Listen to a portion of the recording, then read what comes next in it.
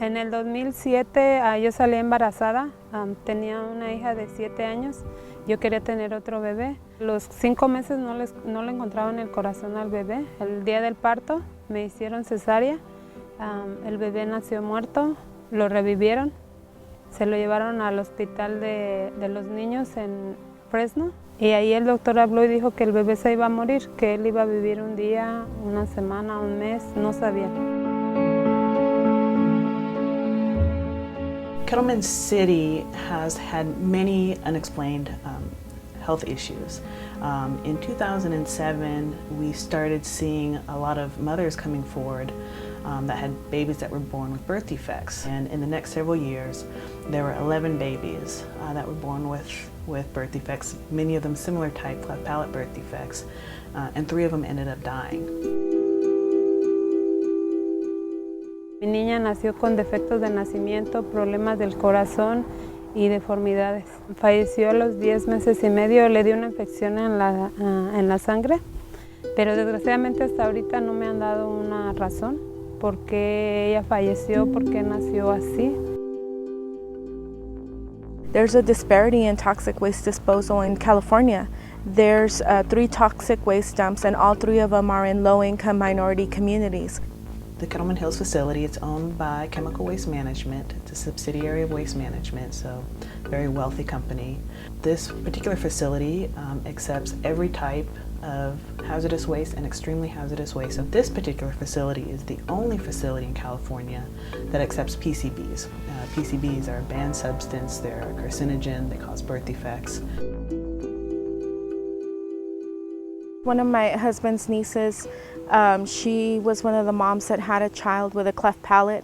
In all, there was 5 children born with a cleft palate in a 14-month period. 3 of those children have died. There's also been a lot of cancers in town. Leukemia rates, childhood leukemia rates are very high. There was a little boy that died in November of leukemia. He was 2 years old. More recently, there's been a tremendous amount of miscarriages. The asthma rates are through the roof. Después tuve a Citlali, que nació bien de salud en lo que cabe, porque ella tiene problemas de asma desde que nació. En un pueblo tan chiquito se me hace una cantidad exagerada de enfermedades que hay.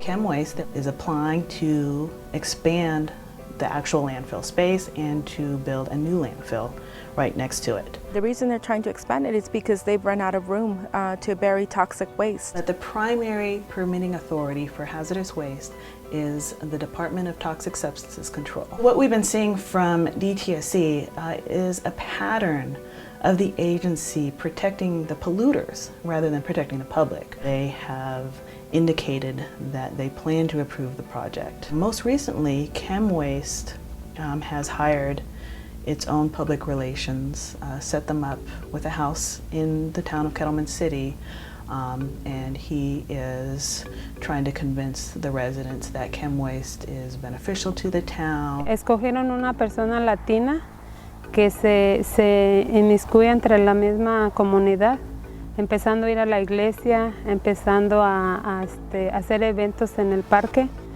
regalándoles despensas, regalándoles playeras o comprándolos en ese aspecto, diciéndoles que todo está bien, que no está pasando nada. I'm pretty upset with DTSC. They're guilty. They have blood on their hands, literally, because children have died here, and they haven't found out why. And all they did was recommend to reduce the pollution, but they're getting set to increase it, so they're very much guilty. This community has just suffered so much that it's not appropriate to expand the facility. Pues yo sigo en la lucha y sigo esperando la respuesta.